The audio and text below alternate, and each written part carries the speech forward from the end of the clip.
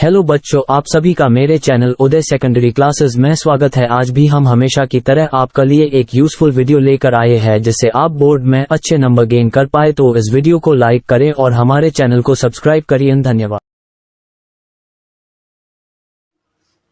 आज की जो वीडियो है वो पार्ट है विद्युत धारा के चुंबकीय प्रभाव, और इसमें से कौन कौन से मोस्ट प्रश्न हैं और कौन कौन सी मोस्ट परिभाषाएं हैं उनको लेकर के आए हैं। लेकिन एक वीडियो में इतना सारा नहीं हो पाएगा, इसलिए मैंने अलग अलग वीडियो बनाने की कोशिश कर रहा हूँ। तो आज की इस वीडियो में, इस पार्ट की ये पहली वीडियो है। इसके अंदर एक तो प्रश्न दिया है मोस्ट, यानी कि इसमें 2 प्रश्न दिए हैं और कुछ मैंने लिखे हैं इसकी कुछ परिभाषाएं जो बोर्ड में आ सकती हैं और आने की संभावना है। तो आपका पहला प्रश्न है बेटा, क्षण चुंबक के चारों ओर क्षेत्र चुंबक को निरूपित करने के लिए आपको एक चित्र बनाना है और उसके बाद चुंबकीय क्षेत्र रेखाओं के गुणधर्म बताने हैं। तो ऐसे प्रश्न ये 2 हैं, मतलब मैंने इनको एक में कर दिया है। एक बार मैं और कर दूं क्लियर। क्षण चुंबक के चारों ओर क्षेत्र रेखाओं को निरूपित करें या करो, यानी कि चित्र बनाओ, और चुंबकीय क्षेत्र रेखाओं के गुणधर्म बताइए। ठीक है ना। तो ये प्रश्न है। तो इसमें देखो आपको क्या करना पड़ेगा। एक आपको क्षण चुंबक आपको क्लियर करनी है। ये आपकी एक चुंबक है बेटा, और चुंबक में आपको मालूम है कि 2 ध्रुव होते हैं। एक होता है उत्तरी ध्रुव, एक होता है आपका दक्षिण ध्रुव। ये है उत्तरी ध्रुव और ये है वो दक्षिण ध्रुव। तो आपको क्षेत्र रेखाओं को किस प्रकार से निरूपित करते हैं मैं आपको समझाऊं। आप पहले क्या करो बेटा, इस प्रकार से आप एक क्षेत्र चुंबक ये बना दीजिए। ठीक है। इसके नीचे ये दूसरी क्षेत्र चुंबक बनाओ। फिर इसी प्रकार से ये एक क्षेत्र रेखा यहाँ पर बना दीजिए और एक अपन ने यहाँ बना दी। काफ़ी होती हैं 2। उसके उपरांत आप 1 2 यहाँ से निकालो और क्षेत्र रेखाएं ऐसे निकालो। ठीक है। अब करना क्या है कि इनकी दिशाओं को अपन लेके चलते हैं। तो होता क्या है बेटा, जो क्षेत्र रेखाएं हैं, यानी कि अपन चुंबकीय क्षेत्र रेखाएं हैं, इनको ये बेटा एन से निकलती हैं और एस की ओर चलती हैं। तो इनका जो दिशा होगी वो ऐसे होगी, एन से लेकर के एस की ओर। तो आपको इस प्रकार से इनको प्रदर्शित करना होगा, यानी कि ये इस प्रकार से आपको प्रदर्शित करना है। ठीक है। और ये उत्तरी ध्रुव से निकलती हैं और दक्षिण ध्रुव की ओर जाती हैं। तो ये आपका एक प्रश्न क्लियर हो चुका। यानी कि अगर कभी ऐसा प्रश्न आता है कि क्षण चुंबक के चारों ओर क्षेत्र रेखाओं को निरूपित करने का आरेख बनाओ, तो बेटा ऐसे आप एक चुंबक बना देना। यहाँ पर ये उत्तरी ध्रुव, यहाँ पर ये साउथ यानी कि दक्षिण ध्रुव, और इस प्रकार से 2 रेखाएं आपको इन ऊपर खींचनी है, 2 नीचे, और इनका जो दिशा है बेटा एन से एस की ओर करना है, ना कि एस से एन की ओर। तो आप ध्यान रखो, एन से एस की करना है। तो आप इस प्रकार से ये चित्र कंप्लीट हो जाता है। तो अब आता है इसमें नेक्स्ट प्रश्न था कि क्षेत्र रेखाओं के गुणधर्म बताओ। तो इसमें 3-4 मैंने लिए हैं। तो पहला गुणधर्म क्या है मैं आपको कर दूं क्लियर। चुंबकीय क्षेत्र रेखाएं बंद वक्राकार होती है। अब बंद वक्राकार का मतलब क्या है, मतलब ये बंद वक्राकार ऐसी होती है बेटा, जो चुंबक के अंदर है ये बेटा साउथ से नॉर्थ की ओर जाती है, यानी कि अंदर जो है वो इस प्रकार जाती है सीधी रेखा में। ठीक है। तो इनका जो क्षेत्र रेखाओं का जो चित्र बनेगा ऐसे बनेगा। ये ऐसे लेंगे ना अपन, तो जब अपन इसको इस प्रकार से लेंगे तो ये इस प्रकार से इनका हो जाएगा डायरेक्शन। तो बंद वक्राकार क्या होता है, ये वाला जो भाग है इसको बंद वक्राकार बोलते हैं। ठीक है। तो पहला जो गुण है वो ये हो गया, चुंबकीय क्षेत्र रेखाएं बंद वक्राकार होती हैं। ये आपको याद करना पड़ेगा और आप क्लियर हो चुका होगा। दूसरा क्या है कि चुंबकीय क्षेत्र रेखाएं कभी भी एक दूसरे को प्रतिच्छेद नहीं करती। देखो ये क्षेत्र रेखाएं ना कभी भी एक दूसरे को बटन नहीं काटेंगी, ये इनका दूसरा गुण है। थर्ड देखो, चुंबकीय क्षेत्र रेखाएं उत्तरी ध्रुव से प्रकट होती हैं। देखो उत्तरी से हो रही है प्रकट, उत्तरी ध्रुव से प्रकट होती हैं और दक्षिण ध्रुव पर जाकर के ये विलीन होती है। ये देखो यहाँ पर जाकर के विलीन हो रही है। ठीक है। तो ये इनका तीसरा गुणधर्म हो गया।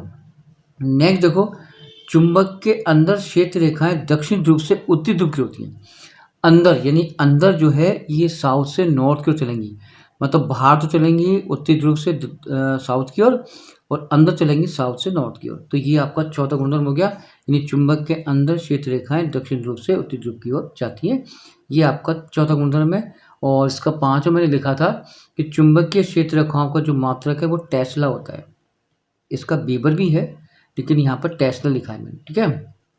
तो मेरे ख्याल में इनकी क्षेत्र रेखाओं के गुणधर्म आपको समझ में आ गए होंगे। ठीक है बेटा। चुंबकीय मैं एक बार और कर दूं क्लियर। चुंबकीय क्षेत्र रेखाएं बंद वक्राकार होती हैं, इस शेप में होती हैं, इनको बोलते हैं बंद वक्राकार। सेकंड है चुंबकीय क्षेत्र रेखाएं एक दूसरे को कभी भी नहीं काटती, ये कभी भी एक दूसरे को नहीं काटेंगी बेटा, ठीक है। थर्ड है चुंबकीय क्षेत्र रेखाएं उत्तरी ध्रुव से निकलती हैं और दक्षिण ध्रुव पर जाकर के विलीन हो जाती हैं, ठीक है। देखो नॉर्थ से निकल रही है साउथ की ओर। चुंबक के अंदर क्षेत्र रेखाएं दक्षिण से और उत्तर की ओर चलेंगी, ठीक है। और जो आखिरी है वो है चुंबकीय क्षेत्र रेखाएं का एसआई जो मात्रक है वो आपका टेस्ला होता है। अब आता है बेटा कुछ परिभाषाएं हैं जो बोर्ड में आई भी हैं और इस बार भी आने की कुछ संभावना है। तो कौन कौन सी परिभाषा है उनको लेके चलते हैं। तो चलिए अपन सबसे पहली जो परिभाषा है वो देखते हैं क्या है। ये बेटा सबसे पहली जो है परिभाषा है दक्षिण हस्त अंगुष्ठ नियम क्या है, ठीक है। तो मैं एक बार इसको पढ़ देता हूँ फिर आपको समझा देता हूँ। इस नियम के अनुसार किसकी बात कर रहा है, दक्षिण हस्त अंगुष्ठ नियम। इस नियम के अनुसार जब किसी धारावाही चालक को अपने दाहिने हाथ से इस प्रकार पकड़ें कि अंगूठा धारा की दिशा की ओर हो तो उंगलियां मुड़ी हुई जो चुंबकीय क्षेत्र की दिशा को निरूपित करती हैं। अब इसको क्या समझें, देखो बेटा ये मेरा दायां हाथ है और ये देखो मैंने पेन को बेटा इस प्रकार से पकड़ा, ये देखिए, ठीक है। तो आप देखो मेरा अंगूठा, ये अंगूठा है, तो ये अंगूठा बेटा इसका अर्थ ये होता है कि जो विद्युत धारा है वो यूं बह रही है, ठीक है। और चुंबकीय क्षेत्र रेखाएं वो जहाँ पर उंगलियां मुड़ रही है ना तो यूं चलेंगी, यानी कि चुंबकीय क्षेत्र रेखाएं ये नीचे से ऊपर की ओर आएंगी फिर नीचे चली जाएंगी फिर वापस। तो क्षेत्र रेखाएं तो उंगलियों की ओर बनती हैं और धारा की दिशा अंगूठे की होती है, ठीक है।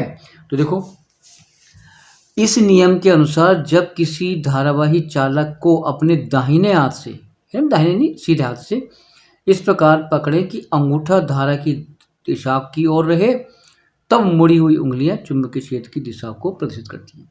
ये आपका दक्षिण हस्त अंगुष्ठ नियम है, आपको समझ में आ गया होगा। अगला जो परिभाषा है वो अतिभारण किसे कहते हैं, अतिभारण, ठीक बेटा। तो अतिभारण की देखो परिभाषा, जब परिपथ में यानी कि हमारे घरों में है ना, जब परिपथ में अकस्मात यानी अचानक विद्युत धारा का मान अधिक हो जाता है, यानी धारा हमारे 220 वोल्ट से ज़्यादा आ जाती है तो उसको बेटा अतिभारण कहते हैं। मेरी बात समझ में आ गई होगी। जब अतिभारण होता है तो उससे क्या होती है, हमारा विद्युत परिपथ में आग लग जाती है, हमारे जितने भी विद्युत उपकरण हैं वो जलकर नष्ट हो जाते हैं। एक बार और सुनो, जब परिपथ में अकस्मात यानी अचानक विद्युत धारा का मान अधिक हो जाता है तो इस घटना को अतिभारण कहते हैं और इससे हानि क्या है बेटा, आग लग जाती है। नेक्स्ट आ जाओ अगला, लघुपतन।